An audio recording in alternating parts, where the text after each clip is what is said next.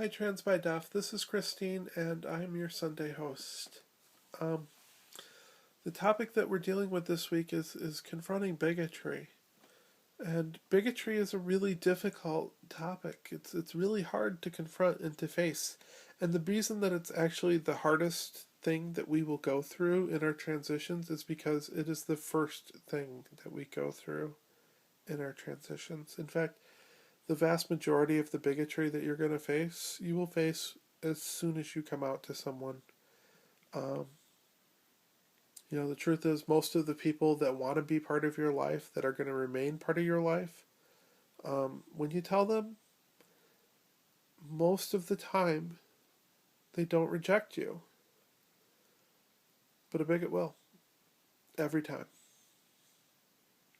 Um, and so, we all want to be able to respond to them and to convince them of the error of their ways, to change how they think and what they believe.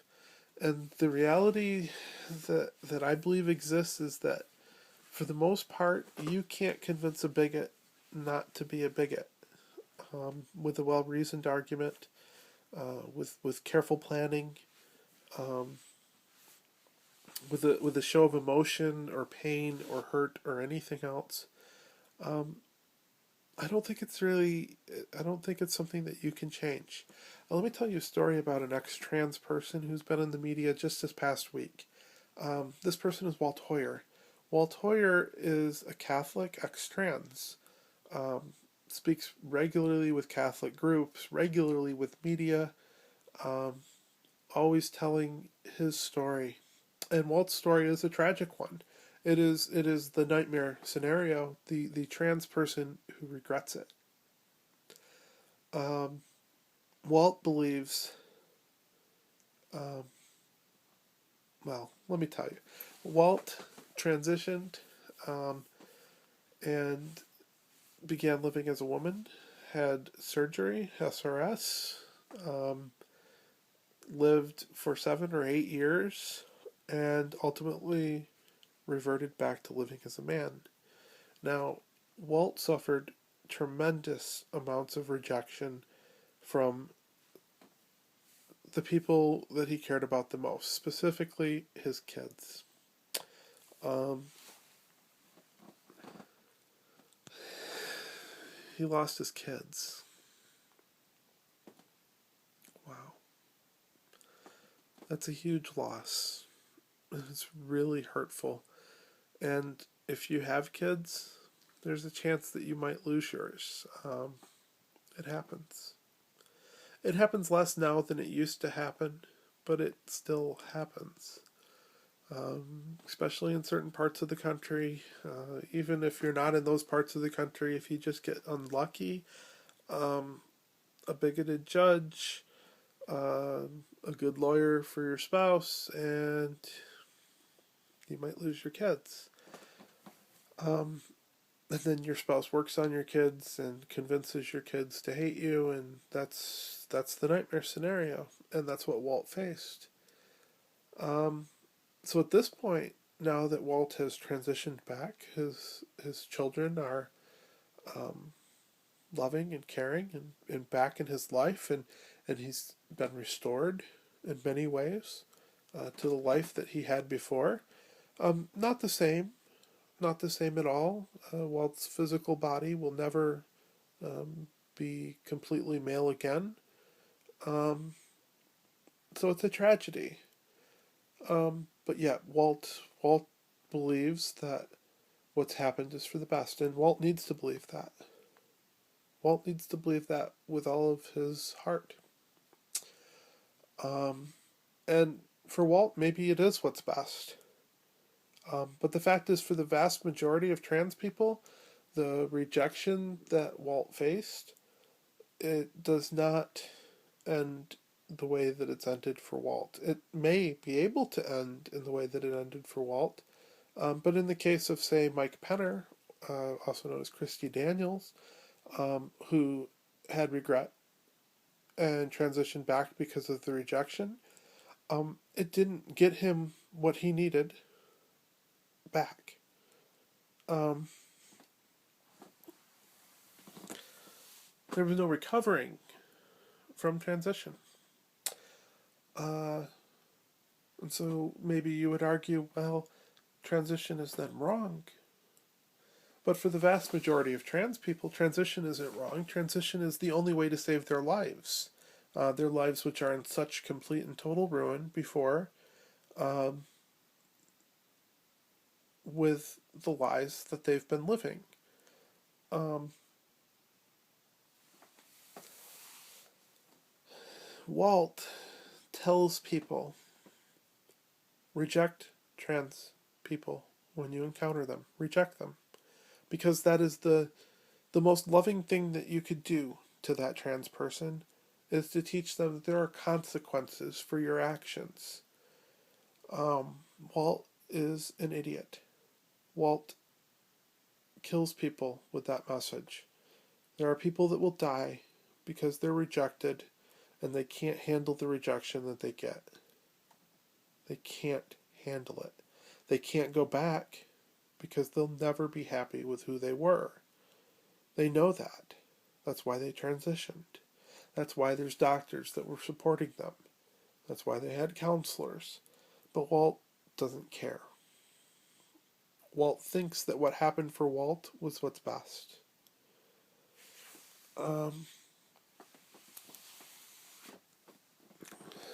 And that's the problem with bigots. Some bigots truly, honestly believe that what they're doing is what's best for you. You know, the parents who think that tough love and turning their back on you, kicking you out to the street would be the right answer. Well, they're idiots. But they're doing what they truly believe. You know, they really, really want to believe that they can make a difference, that they can save you from this lie that you've bought into. Um, but it's not a lie. It's not. I mean, I'm proof that it's not a lie because I had signs when I was 5, 6, 7, 8, 9, 10. You know, things that I knew about, some things which I talked about, I asked for, like paper dolls and Cabbage Patch dolls, and I liked watching Strawberry Shortcake. Don't get me wrong, I also liked watching GoBots and Transformers and typical boy things like G.I. Joe. Um, but I was never in just one group there. There were things I wanted that I wasn't allowed to have. I was told to go do the other things. After the first 2 years of Halloween in school, dressing up as a girl, I was told that I wasn't allowed to do that anymore, and I was redirected to Superman. I got the message, and I stopped asking. I stopped telling. Um,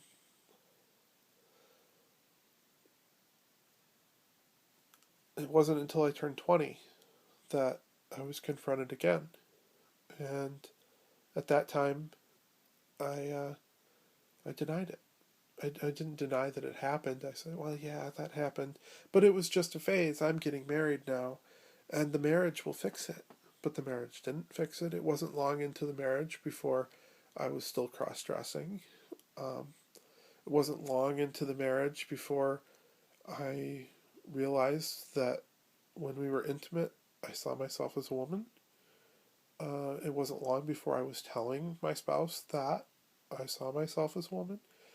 Um, it wasn't much longer before, um, I actually came out as transsexual.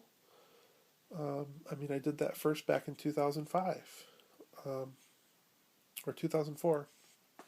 But, you know, it's it took a long time to get to the point where I was actually willing to really, truly accept that, and not think that I had to be a guy in order to be happy. Um, and what pushed me to that point was that I had tried everything I could do to not be trans. Um, you know, I won't tell somebody what to do, but I will tell you that rejecting someone because they're trans is an incredibly cruel and heartless thing to do. It is not God's plan or will to reject somebody, ever.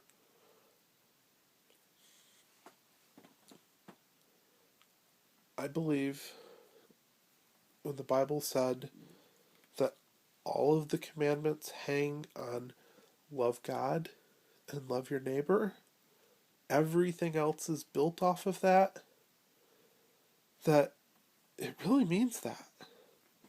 Um, and so you have to go back and you have to understand everything else with that as your context. And so many Christians, they get lost in this, and they think that what they're doing is loving you by rejecting you. They think that that's loving to God, but it's not. Science, physiology, the reality of the world teaches us that it is not male and female. It is male, female, and intersex people. Um, it is male, female, and intersex animals. And some animals, they can just switch genders back and forth. The parrotfish is really can do that. Um, you know, it's not black and white. It's not. The world is all kinds of shades of gray, of things that are not the way that they were originally designed. And once we've accepted that not all of creation is as initially designed, well, then you can start to understand that maybe, just maybe, trans people are just a natural part of what God's created, if God's real. And I believe God is, but most people don't, if they're trans. Most people end up learning to reject God. And that's sad. It's sad that that's where religion, Christianity teaches us to go. Um, because if you know who you are and you're told that that's what God says, well, then you end up rejecting God. And that's the cruelest thing of all. That's the least loving thing that you could possibly do to somebody. But Walt Hoyer can't get that. And so when you confront these bigots that are like Walt, of Walt's ilk, and unfortunately far too many of them are, you can't convince them. You can't have a well-reasoned argument because they don't know anything. They're idiots. They've got a huge freaking piece of wood shoved through their eyes and they can't see beyond it. And they're worried about you.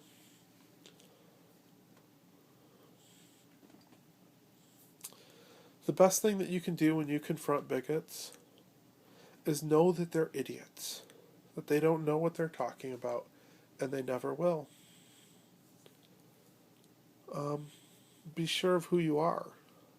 Find yourself. I mean, if you're not sure of who you are, when you confront a bigot, they're going to make sense. They're going to be able to strike blows against who you are, and you won't have a defense for it. You'll feel a lot of pain, a lot of hurt, and it's going to be hard. I mean, it'll be really hard to deal with that. There is another kind of bigot that you might encounter, which we need to talk about in the next minute. That is the bigot that actually is out there to hurt you. There are some bigots that think, well, you're trans, you deserve to die. You deserve to be beaten. You deserve to be hated in that way. And those bigots, when you encounter those bigots, you do not argue with them. You do not confront them. You do not tell them that it's okay to be trans. You run. Just run. Get the heck out of there, because they are there to hurt you. And that is all that they will do. You can't convince them not to. Just like you can't convince the other bigots to change their mind on how they deal with you. Just run, okay? Just run. Anyway, this is Christine, and I will talk to you next week because I'm out of time. Bye.